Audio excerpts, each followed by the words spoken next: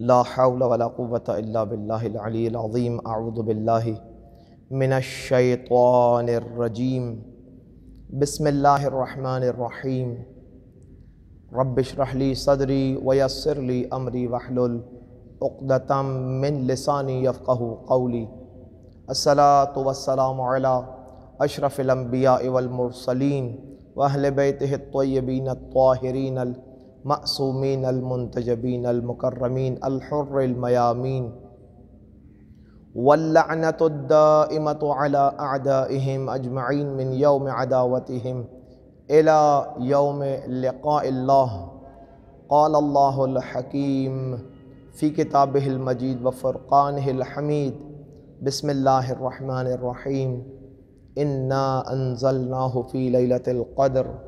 وما أدراك ما ليلة القدر. ليلة القدر خير من 1000 شهر. تنزل الملائكة والروح فيها بإذن ربهم من كل أمر. سلام هي حتى مطلع الفجر. اللهم صل على محمد وآل محمد. الحمدللہ ماہ مبارک رمضان کے 16ویں دن میں ہم داخل ہوئے اور ماہ مبارک رمضان کے 16ویں دن کی دعا کی طرف مختصر سی توجہ کرتے ہیں۔ معصومین علیہ السلام سے جو دعائیں نقل ہوئیں ان میں سے 16ویں دعا یہ ہے: اللہم وفقنی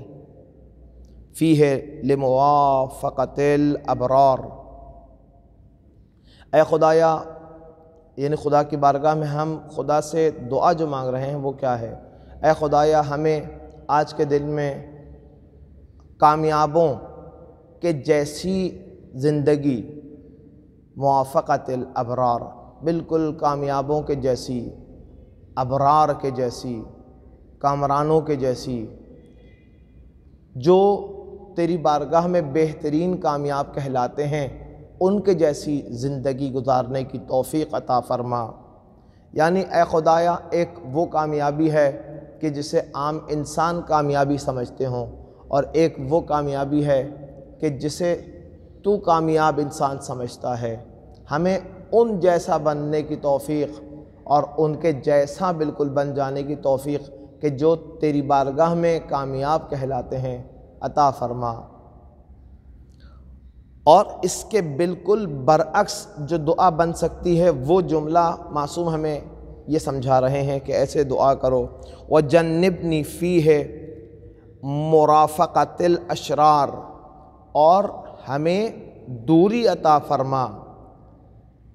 ان لوگوں کے جیسا بننے سے کہ جو تیری بارگاہ میں اشرار ہیں، شریر ہیں، شرارت کرتے ہیں۔ یعنی اے خدایا، ہمیں وہ افراد کے جو کائنات کے اندر شر پھیلاتے ہیں کہ جیسا بننے کی بھی شباہت بھی ہمارے اندر نظر نہ آئے۔ اس طرح سے ہم خداوند تبارک و تعالیٰ کی بارگاہ میں اگر دعا کر رہے ہیں، ہمارے جملے اگر ہمارے دل کی گہرائی سے نکل رہے ہوں، تو ہم اپنی زندگی کے عام امور کے اندر ان دونوں چیزوں کو غور سے دیکھتے رہیں گے کہ ہم نے آج کے دن، اس ماہ میں اور اس دن میں، 16ویں دن میں، ماہ مبارک کے 16ویں دن میں خداوند تبارک و تعالیٰ سے طلب جو کیا ہے وہ یہ ہے کہ کامیابوں جیسی زندگی، ان کی شباہت رکھنے والی زندگی عطا فرما، اور ہمیں اشرار کے ساتھ شباہت رکھنے سے دور فرما۔ اشرار کیا شر پھیلایا کرتے ہیں؟ عام طور پر ہم اور آپ اپنی نجی زندگیوں کے اندر مختلف لوگوں کے مختلف امور، ارادوں، کاموں، اقدامات کو دیکھ کر کے کہتے ہیں کہ یہ انتہائی نیک انسان ہے، یہ انتہائی نیک فرد ہے، ایسا ہی شخص کامیاب ہوگا، یہی شخص کامیاب ہوگا۔ یہ کیوں کامیاب نہ ہو؟ اس لیے کہ اس کے تو یہ کام ہے، یہ کام ہے اور یہ کام ہے۔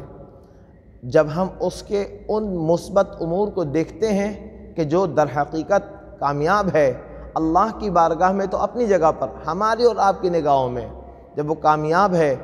تو یعنی نیکیوں کی وجہ سے، کثرت نیکیوں کی وجہ سے، کثرت مثبت اعمال کی وجہ سے، جب وہ نیک اعمال کے ڈھیر لگا دیتا ہے عوام الناس کی نگاہوں کے اندر، وہ اس لیے ڈھیر نہیں لگا رہا کہ لوگوں کے سامنے ریاکاری کرے، لیکن اس کے کثرت اعمال، مثبت اعمال اتنے ہو جاتے ہیں کہ لوگ اسے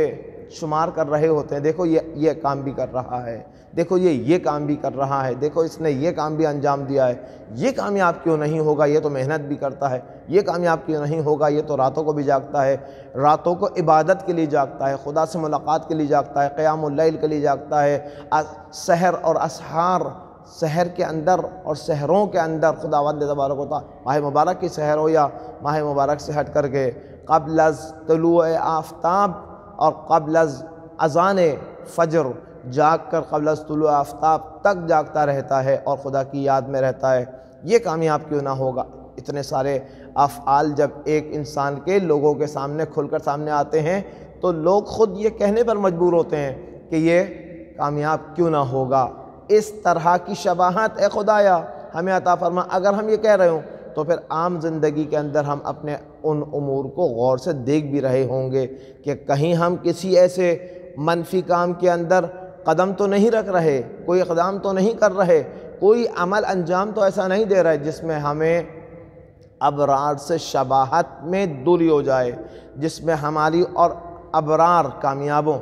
کے اندر فاصلہ نظر آ رہا ہو، وہ کچھ اور ہیں اور ہم کچھ اور ہیں، ایسا نہ ہو۔ اگر عملی زندگی کے اندر ہم اپنے اعمال و کردار و گفتار و لین دین اور معاملات کے اندر اور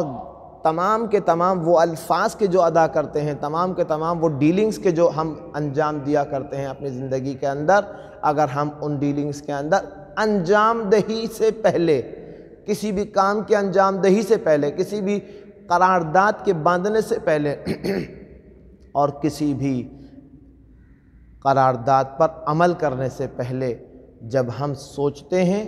اپنے آپ کو میچ کرتے ہیں، تو اپنے آپ کو ہر لحاظ سے میچ اس کامیاب عند اللہ کے ساتھ شباہت دیکھنی چاہیے۔ آیا کتنی شباہت ہے ہماری، اس کے ساتھ میچ کرنا چاہیے، کتنا پرسنٹ ہم اور آگے بڑھ گئے ہیں اپنی معنویت کو بڑھانے میں، کتنا پرسنٹ ہم آگے بڑھ گئے ہیں دنیا داری سے باہر نکلنے میں، کتنا پرسنٹ ہم آگے بڑھ گئے ہیں اس چیز میں کہ جس جملے کو ہم بار بار ہر عبادت کے ساتھ کہا کرتے ہیں۔ کیا کہا کرتے ہیں؟ فلاں عمل کو انجام دیتا ہوں قربت الہی کے لیے، فلاں عمل کو انجام دیتا ہوں قربت الہی کے لیے۔ یہ جو قربت الہی قربت الہی قربت الہی ہم چاہ رہے ہوتے ہیں، اپنے آپ کو جج بھی تو کریں، ہم نے کتنی قربت الہی حاصل کر لی ہے، وہ جو کامیاب افراد ہیں ان کی قربت کیسی ہے اور ہماری قربت کیسی ہے۔ وَآوِنِ فِيهِ بِرَحْمَتِكَ إِلَى دَارِ الْقَرَارِ، اے خدایا اس دن میں اور اس ماہ میں ہمیں اپنی رحمت کے سائے میں لے لے۔ وَآوِنِ، آوِن یعنی اپنے آغوش میں لے لے،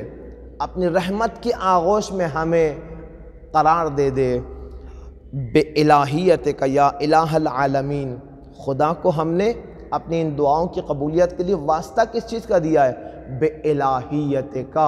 اے خدایا تجھے تیری الہیت کا واسطہ کہ تو عالمین کا حاکم ہے، مالک ہے، خالق ہے۔ تو اپنی ان حکمتوں کے ذریعے سے کہ جو تو نے اس کائنات کے اندر امپلیمنٹ کی ہوئی ہیں کے ذریعے سے ہمیں ابرار کے ساتھ شباہت، اشرار سے شباہت رکھنے سے دوری، اور تیری آغوش میں، تیری رحمت کی آغوش میں تو ہمیں قرار دے دے، تجھے تیری حکومت کا واسطہ۔ خدایا بحق اہل بیت اطہار علیہم السلام ہم سب کی ان توفیقات میں کہ جن کے ذریعے سے ہم نیکی کیا کریں۔ رسول اکرم صلی اللہ علیہ وآلہ وسلم فرماتے ہیں کہ اگر کوئی صرف نیکی کرتا رہے، صرف نیکی کرتا رہے،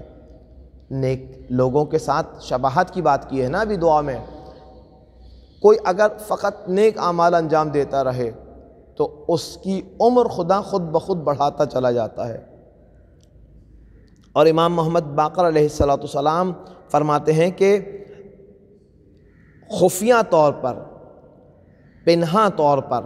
صدقہ کرنا، خیرات کرنا اور نیک اعمال کرنا اور تنگ دستوں کی تنگ دستی کو دور کرنا، عمر کو زیادہ کر دیتا ہے، پنہاں طور پر، مخفی طور پر ایسا عمل انجام دینا کہ جس میں ضرورت مندوں کی ضرورت پوری ہو جائے، تنگ دست لوگوں کی تنگ دستی دور ہو جائے، فاقہ کش لوگوں کے فاقے ختم ہو جائیں،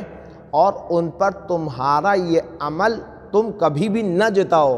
تو یہ تمہاری زندگی میں برکت کا بھی باعث ہے اور عمر کی طولانی ہونے کا بھی باعث ہے۔ اپنے بھائیوں سے اور اپنے گھر والوں سے اس طرح سے نیکی کا سلوک کرو کہ خدا تمہاری عمر میں اضافے کا حکم دے دے تمام کے تمام فرشتوں کو کہ اے خدایا، اے فرشتگان، اس نے میرے بندوں پر، اپنی سگی بہنوں پر، اپنے سگے بھائیوں پر اس طرح سے نیکی سے برتاؤ کیا ہے۔ نیکی سے برتاؤ سگے بہنوں اور بھائیوں سے کرنے کی وجہ سے اللہ تبارک و تعالیٰ کی طرف سے حکم صادر ہوتا ہے کہ اس کی عمر کو بڑھا دیا جائے، اس لیے کہ یہ اپنے رحمی رشتہ داروں کے ساتھ بہترین انداز میں پیش آتا ہے۔ البتہ نیک انسان کی 10 علامتیں ہوتی ہیں۔ نیک انسان کی 10 علامتیں مختصر انداز میں عرض کروں گا۔ حضرت رسول اکرم صلی اللہ علیہ وآلہ وسلم فرماتے ہیں، اگر کوئی نیک انسان ہے تو کسی کے ساتھ اگر دوستی کرتا ہے تو اس کی دوستی میں جس سے دوستی کر رہا ہے اس کا مال، اس کی خوبصورتی، اس کا مقام مورد نظر نہیں ہوتا، بلکہ کیا چیز مورد نظر ہوتی ہے؟ مورد نظر اللہ ہوتا ہے۔ اگر کسی سے دوستی کرتا ہے تو اللہ کے خاطر، اور اگر کسی سے دشمنی کرتا ہے، دوسری صفت، اگر کسی سے دشمنی کوئی کرتا ہے،